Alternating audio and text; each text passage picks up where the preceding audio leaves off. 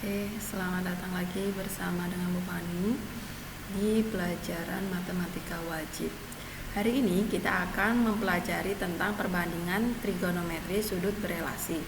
Nah, pada pertemuan sebelumnya kita sudah mempelajari tentang sudut di kuadran pertama atau sudut di bawah 90 derajat. Jadi sudut itu kalau misalnya di kuadran itu ada 4. Yang pertama kuadran pertama, kedua kuadran kedua. Kuadran pertama itu 0 sampai 90, kuadran kedua 90 sampai 180, kuadran ketiga 180 sampai 270. Nah, kuadran keempat 270 sampai 360. Nah, karena kemarin kita sudah mempelajari tentang sudut di kuadran pertama, yaitu sudut di bawah 90 derajat, Bu Fani hanya mengingatkan kembali di kuadran pertama itu ada 4 rumus. Yang pertama, sudut sin itu sin 90 derajat dikurangi sudut yang ditanya sama dengan cos. Ingat ya Nak ya, sin berubah jadi cos. Tapi kalau cos berubah menjadi sin, kalau tan berubah menjadi cot, kalau cot berubah menjadi tan. Jadi jangan sampai kebalik ya. Nah, walaupun yang tadinya sin berubah jadi cos, walaupun dia berbeda, tapi ingat, kalau kita menggunakan kalkulator pasti hasilnya akan tetap sama. Contoh, sin 70 sama dengan sin, karena dia kurang dari 90 derajat, kita menggunakan 90 derajat dikurangi 20 dari mana? Hasil dari pengurangan 90 dikurang dengan 70, yaitu 20.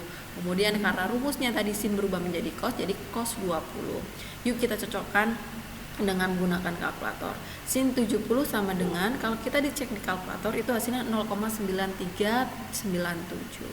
Kalau yang cos itu 20 derajat itu berubah menjadi 0,9397. Jadi hasil kesimpulannya itu sama ya Nak ya. Nah, untuk pelajaran matematika ini ada kesepakatan. Kalau misalnya di atasnya itu ada 4 angka di belakang koma, maka yang cos hasilnya juga harus ditulis 4 angka di belakang koma. Tapi begitu juga dengan sebaliknya, kalau kalian menggunakan hanya 2 angka di belakang koma, maka kalian juga hanya menggunakan 2 angka di belakang koma, gitu ya. Oke, selanjutnya kita akan membahas tentang sudut di kuadran kedua. Nah, untuk kuadran di kuadran kedua juga rumusnya akan berbeda.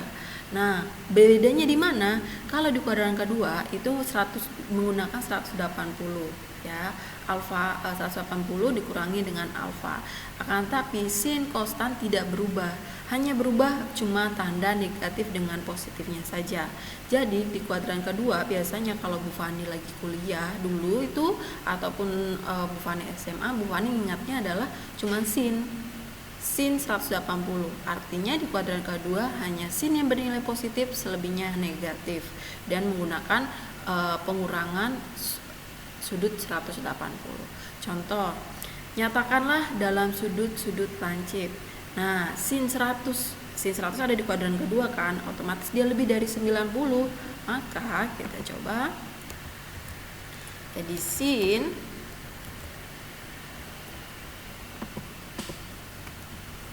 180 derajat dikurangi hasilnya berapa? Yaitu 80 derajat ya. Jangan lupa derajat.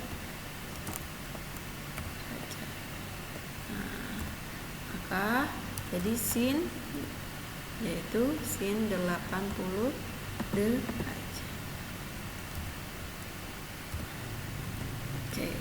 Sampai sini ya, paham ya? 80 dari mana? 180 dikurangi 100. Kemudian untuk sin 146, coba sendiri aja ya di rumah. Boleh kalian coba di kertas, berapa kira-kira hasilnya. Oke, next lanjut. Sudut di kuadran ketiga. Nah, untuk kuadran di ketiga itu kan pasti jaraknya dari 180 sampai 270. Karena itu kita menggunakan tetap 180 tapi menggunakan plus ya.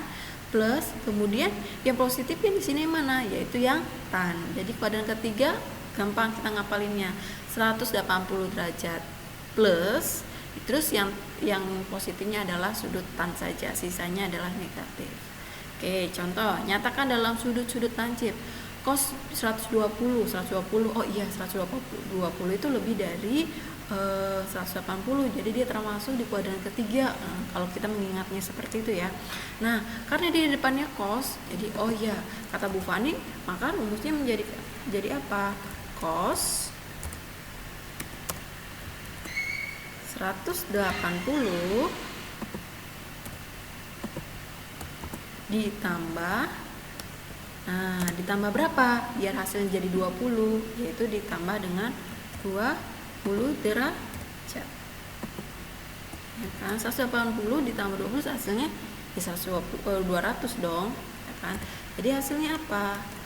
Nah, jadi cos apa tadi? Oh, min cos. Jadi min cos 20 derajat. Nah, seperti ini ya, bisa ya, gampang ya gitu. Terus nanti ditanya, Bu, kalau misalnya kayak gini kita harus hasilin nggak sih jadi 0, atau kita ubah dalam desimal? Oh, tidak usah ya. Tapi ingat, kembali lagi besok kalau misalnya ulangan, tergantung apakah hasilnya cukup sampai sini atau hasilnya perlu kita ubah ke dalam desimal. Tergantung dengan bentuk soalnya, tergantung juga dengan bentuk jawabannya ya besok. Kemudian next lanjut yaitu tan 252. Hasilnya berapa? Dicoba lagi ya di rumah. Bu Fani yakin kalian bisa.